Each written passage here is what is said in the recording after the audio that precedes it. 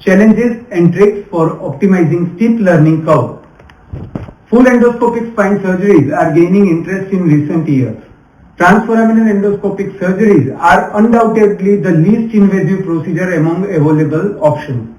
Insufficient discectomies, recurrence rate, and a steep learning curve are among the limitations in the early practice. So now we will talk about scales and stages of learning curve. So we will draw X horizontal axis on which we will plot number of cases and Y vertical axis on which we will plot optimal outcome achievement. Now in the initial stage, it will be very slowly growing.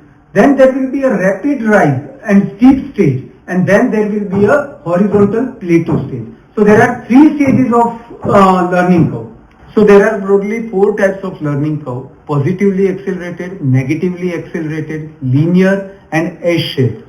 The learning curve we found in transforaminal endoscopic discectomy is S-shaped, in which there is a slow rise in optimal outcome and then it steeps suddenly, and after sufficient experience it becomes plateau.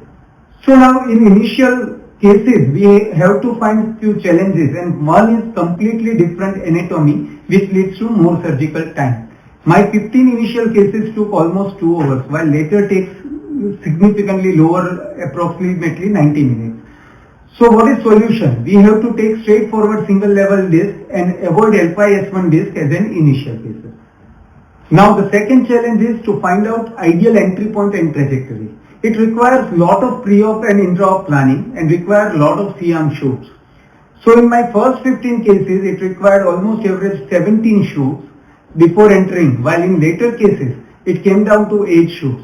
So the best solution to reduce this is spend lot of time in intraoperative and preoperative planning and plan your trajectory and entry point on pre-op imaging. The third challenge is handling of long and delicate instrument. This is completely different ergonomic, and the delicacy leads to breakage of instruments. In my first 15 cases, I had breakage of 2 disc forceps, but after that, the breakage has become significantly low and I have not broken any other instrument.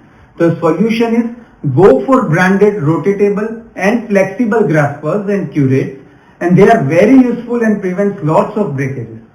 Along with that, we have to face many major complications during early stage like insufficient disc removal or recurrence, neurological complications, infections, dural injuries, conversion to open surgery and need for resurgery, which subsequently goes down with experience.